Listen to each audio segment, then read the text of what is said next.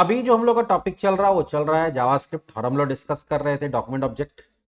Document object में document properties देखे। अब हम लोग देखेंगे कि कोई भी ऑब्जेक्ट होता है तो उसके पास कुछ प्रॉपर्टी होता है और कुछ क्या होता है, फंक्शंस होता है। तो हम लोग फंक्शन देखेंगे। और डॉक्यूमेंट ऑब्जेक्ट का एक बहुत इंपॉर्टेंट फंक्शन है जो बहुत जगह आपको देखने को मिलेगा, वो होता है गेट एलिमेंट बाई आईडी।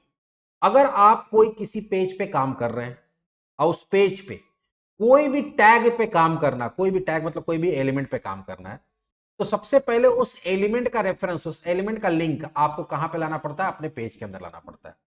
तो अगर मान लीजिए कि आप कोई एलिमेंट पे काम करना चाहते हैं, तो हम जनरली क्या होता है कि हम लोग जब एलिमेंट बनाते हैं, टैग बनाते हैं, तो उसमें आईडी देते हैं, याद होगा सीएसएस में पढ़ते हैं, क्लास देते हैं।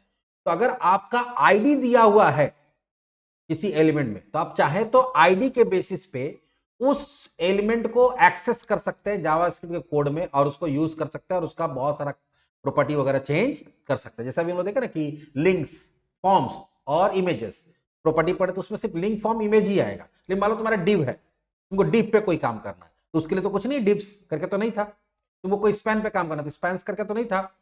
बात समझ में आ रहा था? यहां तो तीन ही चीज था ना, और तो कुछ है नहीं। तो अगर कोई ऐसा टैग पे काम करना है रन टाइम में जिसके लिए पहले से कोई डॉक्यूमेंट ऑब्जेक्ट में प्रॉपर्टी नहीं है, तो हम लोग ऐसा कर सकते हैं कि उसको क्लास दे दें, उसको आईडी दे दें, और क्लास आईडी के बेसिस पर उसको निकाल के हम लोग काम कर सकते हैं। अब आईडी में देखोगे, याद होगा कि जब आईडी पढ़ाए थे सीएसएस में, तो वहां हम बताए थे कि एक एलिमेंट का जो आईडी होता है वो किसी दूसरे एलिमेंट का नहीं हो सकता। आईडी हमेशा यूनिक होना चाहिए। क्लास, एक क्लास बहुत सारे चीज पे अप्लाई हो सकता है, लेकिन आईडी हमेशा यूनिक होता है। तो अगर मान लीजिए कि आपके पास कोई एलिमेंट है, उसमें आप कोई आईडी सेट किए, तो उस आईडी के बेसिस पे उस पर्टिकुलर एलिमेंट पे जावास्क्रिप्ट पे हम जावास्क्रिप्ट के थ्रू काम कर सकते हैं with the help of gate element by ID. तो ये समझाते हैं कैसे काम करेगा। तो चलो एक छोटा सा प्रोग्राम बनाते हैं, फिर समझते हैं उसको।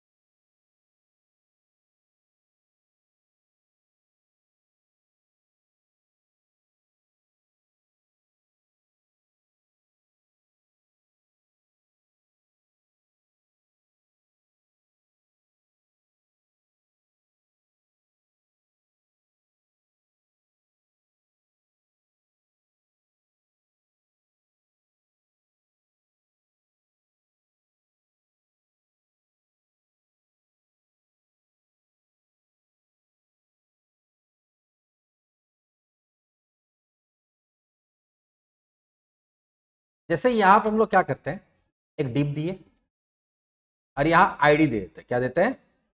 आईडी इक्वल टू मान लो माई आईडी दे दिए,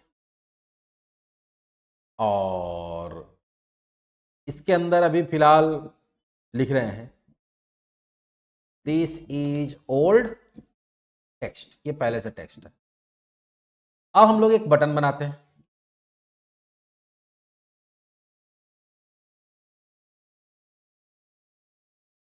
वैल्यू इक्वल्स टू,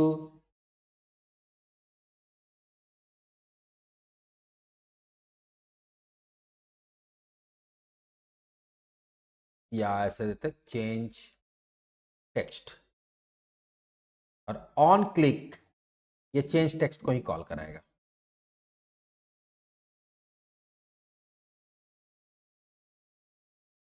तो अगर चेंज टेक्स्ट को कॉल कराएगा तो यहां पे फंक्शन कौन सा बनाना पड़ेगा? Change text. अब हम लोग चाहते हैं कि इस डिवीजन पे काम करें। तो हमारे पास ऐसा नहीं है कि डॉक्यूमेंट और डिव्स कर दी तो सारा डिव्स का एरे का फॉर्म में आ गया, नहीं। तो आपको यहाँ पे करना पड़ेगा लेट वेर, जो यूज करना करो। चलो लेट ही यूज करते, ज्यादातर लेट ही यूज होता है। लेट मान लो एल एम दे दिए, ई एल एम, कुछ भी नाम दे सकते हैं, एल एम दे दिए।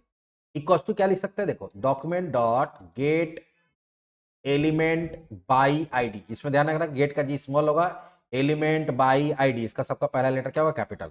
और यहां पे वो आईडी का नाम देना पड़ता है कि कौन सा आईडी का रेफरेंस लाना था। यहां क्या दे देंगे? माई आईडी।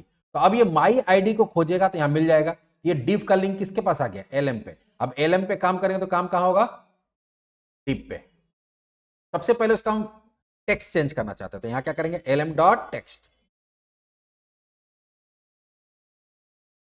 या value LM dot inner HTML होता, सॉरी, या इनर टेक्स्ट होता है, क्योंकि ये अंदर है ना, इसके अंदर है। ये सब थोड़ा प्रॉपर्टी याद करना पड़ेगा कि एलिमेंट के पास एलिमेंट प्रॉपर्टी बताएंगे तो बता देंगे कि जैसे इनर टेक्स्ट होता है, तो इनर टेक्स्ट कोई भी ऐसा चीज है जो अपने अंदर कोई टेक्स्ट रखा है उसको चेंज करने के लिए, उसको निकालने के लिए, निकालना है या चेंज करना है। जैसे फिलहाल अभी हम लोग निकालते हैं, यहां करते हैं वैर कुछ भी ले लेते हैं, txt equals to lm dot inner text, और यहाँ पे हम लोग करते हैं alert old text colon plus txt। तो पहले उसको निकाला और बता रहा कि ओल्ड टेक्स्ट क्या था, txt। अब हम उसको चेंज करना चाहते हैं, तो चेंज करने के लिए उसको कहाँ रखना पड़ेगा, लेफ्ट हैंड साइड में, इनर टेक्स्ट इक्वल्स टू, यहाँ पर हम लोग देख सकते हैं दिस इज न्यू टेक्स्ट। देखते हैं क्या होता है, रन कराते हैं।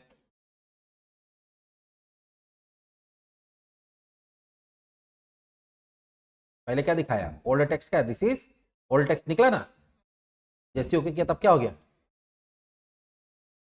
हम लोग जावास्क्रिप्ट में काम किया किस पे, डिप पे, और किसके आधार पर, आईडी के आधार पर। आप चाहे तो देखो, हम बोले ना कि एलिमेंट के पास बहुत सारा क्या होता है, प्रॉपर्टी होता है। एक होता है स्टाइल्स, क्या होता है, स्टाइल। अब स्टाइल से क्या कर सकते हैं कि हम लोग इस पर सीएसएस अप्लाई कर सकते हैं। जैसे मान लो कि इसका हमको कलर चेंज करना है, कलर इक्वल्स टू क्या कर देंगे, ब्लू। तो अब जो एलिमेंट है उसका, इसके अंदर एक सीएसएस का कोड जनरेट हो जाएगा जिसमें कलर क्या हो जाएगा, ब्लू। अच्छा, lm dot style dot font size equals to 20 pixel.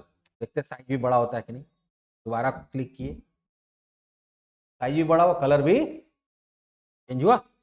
तो ये स्टाइल वाला भी एक प्रॉपर्टी होता है हर एलिमेंट। जब हम लोग कभी भी element gate element by element निकालते हैं तो ध्यान दो, हर चीज का रिटर्न टाइप होता है। गेट एलिमेंट बाय आईडी क्या रिटर्न करता है, ये सब इंटरव्यू में पूछा जाता है कि अगर आप gate element by ID return करते हैं तो क्या रिटर्न करता है वो। तो जैसे याद होगा कि वहां एरे ऑफ फॉर्म रिटर्न करता था, एरे ऑफ इमेजेस रिटर्न करता था, एरे ऑफ लिंक रिटर्न करता था। ये रिटर्न करता है एलिमेंट का, एचटीएमएल एलिमेंट का ऑब्जेक्ट क्या करता है, एचटीएमएल एलिमेंट का ऑब्जेक्ट। जैसे हम बोले थे ना, डॉक्यूमेंट ऑब्जेक्ट होता है, विंडो ऑब्जेक्ट होता है, उसी तरह से एलिमेंट ऑब्जेक्ट होता है। क्या होता है, एलिमेंट। ये एचटीएमएल एलिमेंट का ऑब्जेक्ट रिटर्न करता है। हर एचटीएमएल एलिमेंट के पास बहुत सारा प्रॉपर्टी होता है, जैसे इनर एचटीएमएल, इनर टेक्स्ट या स्टाइल। ये सब चीज हम लोग को आगे यूज करेंगे। तो फिलहाल ये ध्यान रखना कि गेट एलिमेंट बाय आईडी किस लिए यूज होता है, तो अगर आईडी के बेसिस पे पेज में अगर कोई आपका एलिमेंट है, कोई टैग है, और उस टैग को आप जावास्क्रिप्ट के अंदर यूज करना चाहते हैं या उस पर कुछ चेंजेस करना चाहते हैं, उसका वैल्यू निकालना चाहते हैं, तो हम लोग किसका यूज करते हैं, गेट एलिमेंट बाय आईडी। जो कि एक आईडी लेता है, वो जाता है, उसको सर्च करता है, मिलता है, तो इसका लिंक कहाँ, उसका रेफरेंस कहाँ डाल देता है, यहाँ जो भी ऑब्जेक्ट बना वो। ये क्वेश्चन अगर होता है कि गेट एलिमेंट बाय आईडी क्या रिटर्न करता है, तो देखो यहाँ लिख भी रहा है कि किसका ऑब्जेक्ट रिटर्न करता है, एचटीएमएल एलिमेंट क्लास का ऑब्जेक्ट रिटर्न करता है। मतलब ये जो एलएम बना, ये किस क्लास का ऑब्जेक्ट बना होगा, एचटीएमएल एलिमेंट का। तो फिर एचटीएमएल एलिमेंट का जो भी प्रॉपर्टीज है वो हम लोग इसके थ्रू यूज कर सकते हैं। ये तो इससे बना। अभी देखो हम लोग क्या करते हैं, जो पिछले बार कैलकुलेटर बनाए थे ना, ऐड वाला, तो उसको हम लोग किसके थ्रू बनाए थे, फॉर्म्स के थ्रू। हम गेट एलिमेंट बाय आईडी के थ्रू भी बना सकते हैं। कैसे बना सकते हैं, चलो देखते हैं।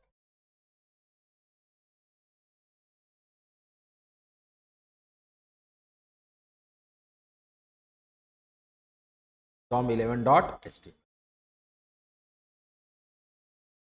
अरे कहाँ बन रहा है, सब गलत फॉर्म में बन रहा है।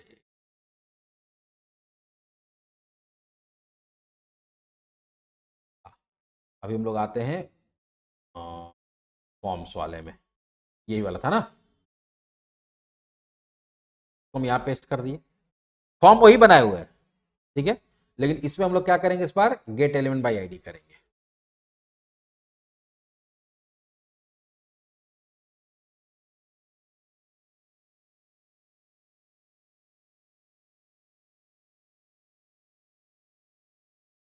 कैलकुलेट ही रहेगा, सब कुछ वही रहेगा। यहाँ पे देते हैं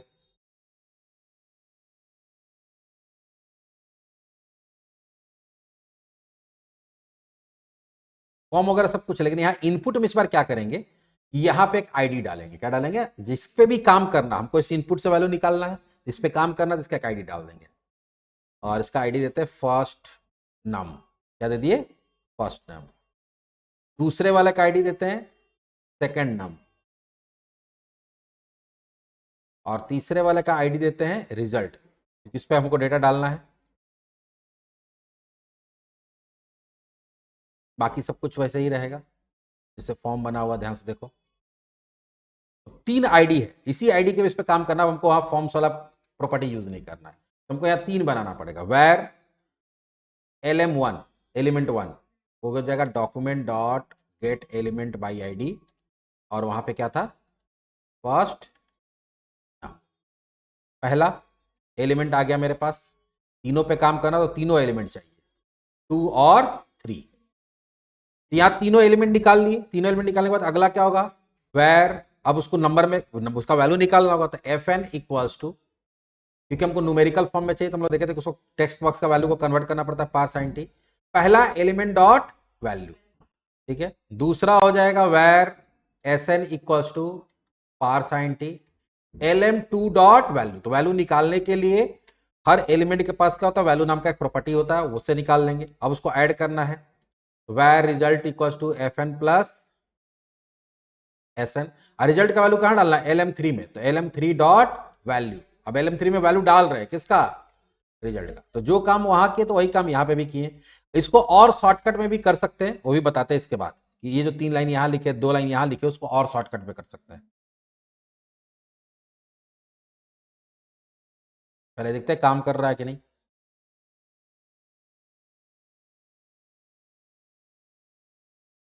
आया,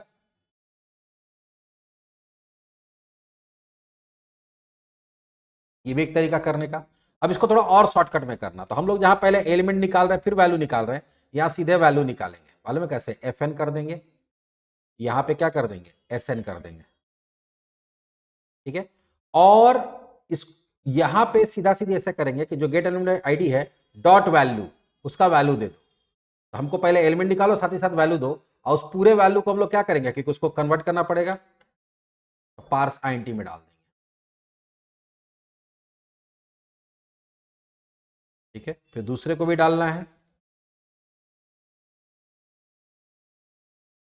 तीसरे में तुमको वैल्यू डालना है, इसलिए उसका एलिमेंट का निकालना पड़ेगा। देखो 2 लाइनें भी हमको हटा देंगे यहां से, कोई दिक्कत नहीं, क्योंकि एफ एन एस एन मेरे पास डायरेक्ट आ गया है।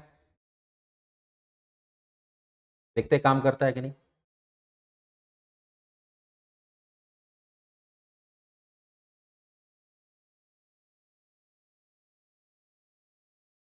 आया, काम कर रहा है। तो इस तरह से गेट एलिमेंट बाई आईडी से आप बहुत सारा काम कर सकते हैं, और ये एक ऐसा फंक्शन है जो बहुत ज्यादा यूज होता है। उसके बाद भी फंक्शंस है जैसे gate element by class name, तो उसको हम लोग आगे देखेंगे, एक एक करके सारा फंक्शंस को हम लोग कंप्लीट करेंगे, लेकिन धीरे धीरे। तो चलिए इस वीडियो में इतना ही।